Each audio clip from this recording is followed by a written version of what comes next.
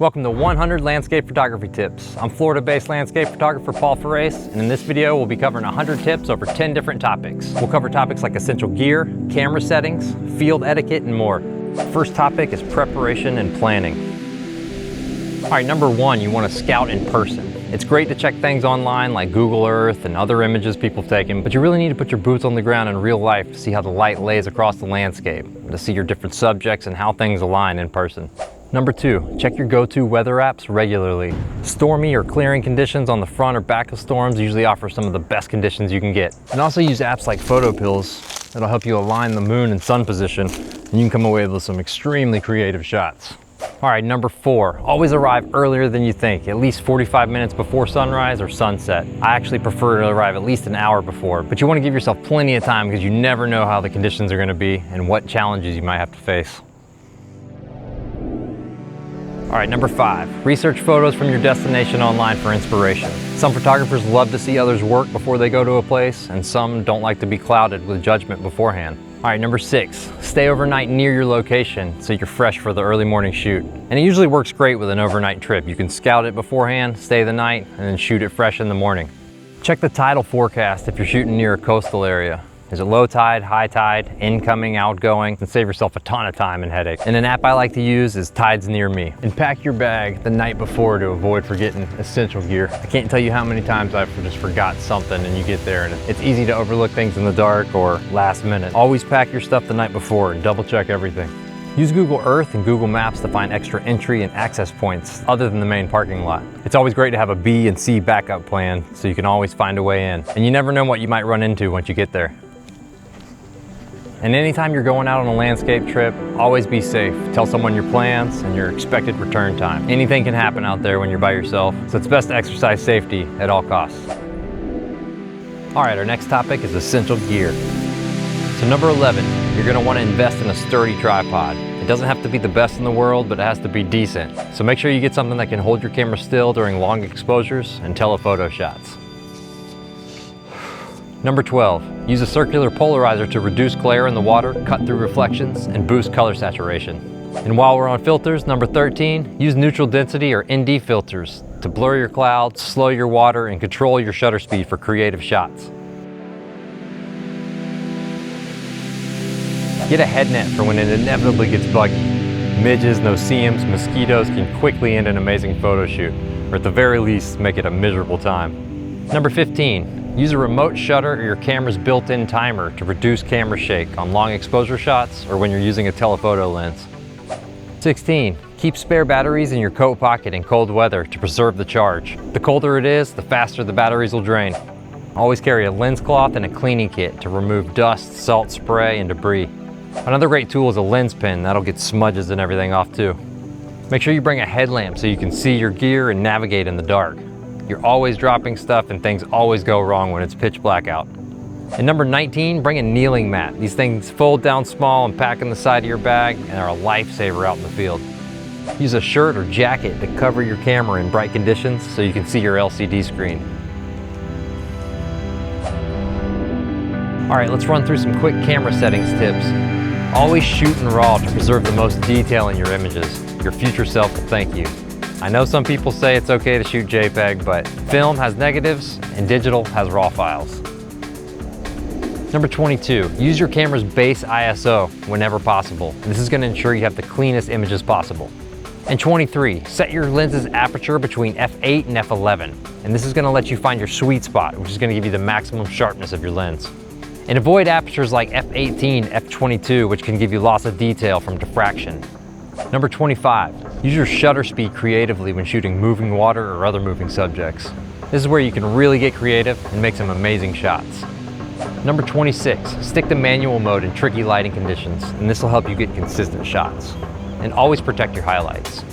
Number 27, try to stick to manual focus whenever possible and conditions allow to make sure you have all the data that you need. Autofocus can fail you at the worst times and make you lazy. Use your camera's built-in histogram to make sure you aren't clipping your shadows or your highlights, but always protect your highlights over your shadows. An exposure bracket when needed.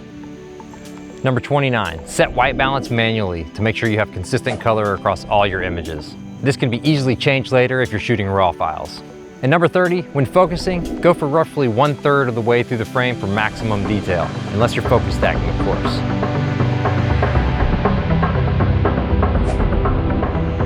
All right, now let's go over some composition tips. Number 31, use the rule of thirds as a starting point to get a balanced scene. It works for a reason. 32, incorporate leading lines like rivers, paths, or streams, and send the viewer's eye through the frame. 33, include a really interesting foreground to add depth and scale to your image. Use natural S and Z shapes like winding streams to make the frame feel alive, and send the viewer through the scene. Number 35, simplify the landscape by removing distractions, and only include what is needed to tell the story.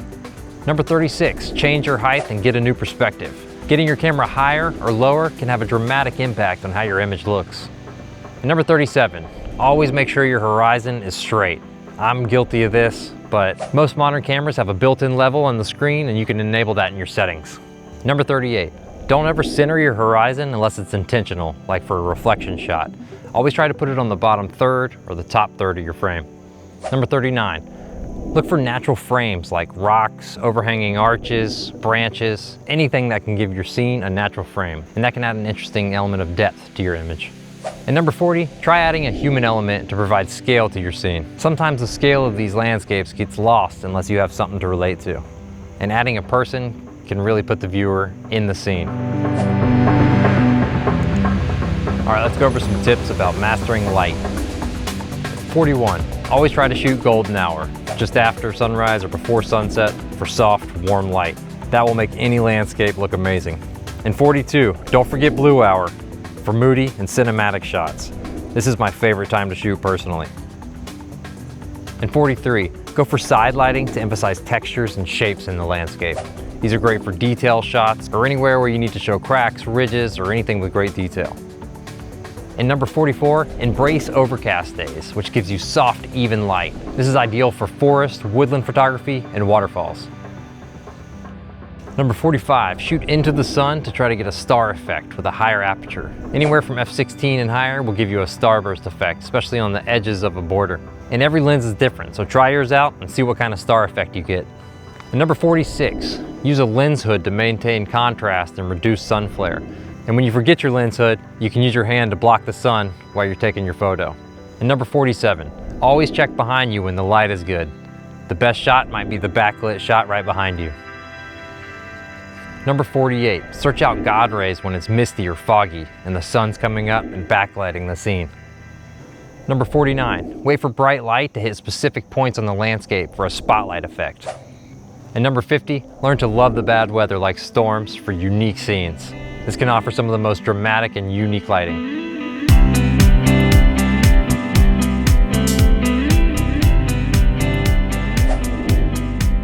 And let's go over some advanced technique tips. Number 51, learn focus stacking to get everything from inches away to infinity in clear focus. This is a must-learn technique in flatter environments to create depth. Number 52, always bracket your images in high dynamic range scenes. And always protect your highlights. Shadows are much more forgiving, but you can never get your highlights back. Number 53, try to use really high strength ND filters to get extremely long exposures to blur the water or streak the clouds. And number 54, use a telephoto lens to compress distant layers such as mountain ridges. Number 55, experiment with panoramas to get a vista that's too wide for a single frame. Number 56, learn to shoot at night for astrophotography or star trails. This could be great fun if you've never tried it. Number 57, try intimate landscapes by zooming in close and getting patterns and textures of the scene, or even going as far as experimenting with macro photography. If you just want to try out macro, you can get a cheap, inexpensive macro reverse ring. If you're having issues doing panoramas with a flat horizon, make sure you use a nodal slide to ensure that you have the nodal point of your lens properly balanced. Number 59, intentionally compose out of focus so you can only see the blurred image. And this allows you to focus on shapes and light. And finally, number 60, experiment with light painting. This can be subtle to extreme and is very fun to experiment with. All right, now let's go over some creative strategies. 61, shoot throughout the different seasons to show how the landscape changes in your area. 62, convert to black and white to focus on form and texture over subject. 63, give yourself a local project where you shoot the same area once a month or more. And number 64, look for reflections in ponds, lakes, and even small puddles. You can get creative with any size or amount of water. Number 65, when you're out in the field, try and wait for the perfect moment when light and weather and conditions align. It's easy to keep shooting straight through, but if you stop and pay attention, you'll come away with better images. Number 66, experiment with different aspect ratios like 16:9 or even 3:1 to give a wide, epic feeling. Number 67, if a shot isn't working, move with your feet. Don't rely on your zoom lenses too much. Number 68, look for symmetry and patterns or mirror-like reflections. Number 69, use shallow depth of field to isolate a subject occasionally. It's not often used in landscape photography, but can add a great element to a series of photos. And number 70, own a location so much you know every single one of its moods. Revisit and try it in all kinds of different conditions, and become a local authority on the area.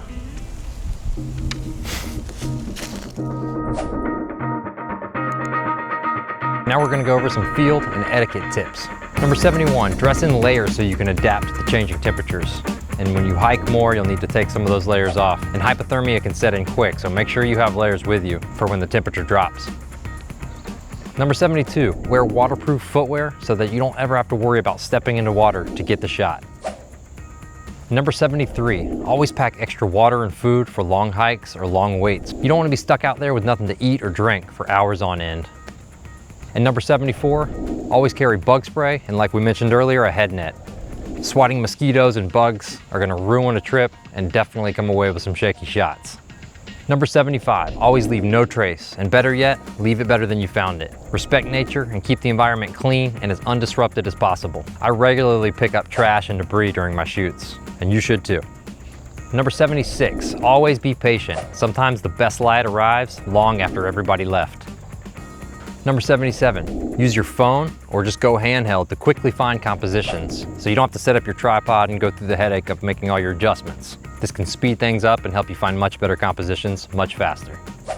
Number 78, keep your lens warm for when you move between different temperatures to prevent fogging. And sometimes take your gear out on the way to the shoot to let it acclimate to the current temperature.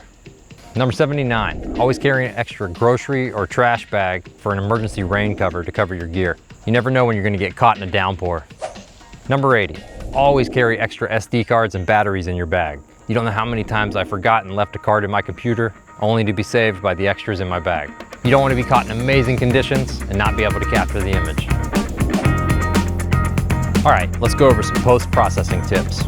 Number 81, don't over-process your image. When first starting out, it's easy to overdo it with the contrast, saturation, and clarity sliders, but try to maintain a natural image for your scene and match what you saw in the field. Number 82, use dodge and burning techniques to lead the viewer's eye and emphasize light and shadow in your scene. Number 83, check for dust spots that appear when you shoot at higher f-stops and clone those out. But better yet, get a sensor cleaning kit for your camera and make sure it's always clean. And number 84, learn to blend your exposures manually so you can get a more natural looking high dynamic range. This will give you full control over your shadows, midtones, and highlights and allow you to maintain a natural but amazing looking scene. And number 85, consider calibrating your monitor to ensure the colors you're seeing are accurate. Number 86, always correct your lens distortions and vignetting in your editing software. Number 87, always start with global adjustments to get a base exposure, then move on to local editing to lead the viewer's eye through the frame. Number 88, always crop with a purpose. Sometimes the right crop can save or make a photo. So experiment and try different aspect ratios. Number 89, use selective sharpening. Only sharpen areas that need it, like textures, rocks, sand, earth, and try not to sharpen things like skies, clouds, and water. And number 90, always take breaks during editing. Come back with fresh eyes. This can be one of the easiest and best hacks to improve your image editing. All right guys, we've made it to the final section, growth and inspiration tips. If you made it this far, congratulations and thanks. Number 91, study the work of other photographers. This can be a huge motivator and a huge inspiration. You can study local artists or world-renowned, but this can give you a ton of inspiration and give you ideas of what you would like to shoot. Number 92, get your photos printed.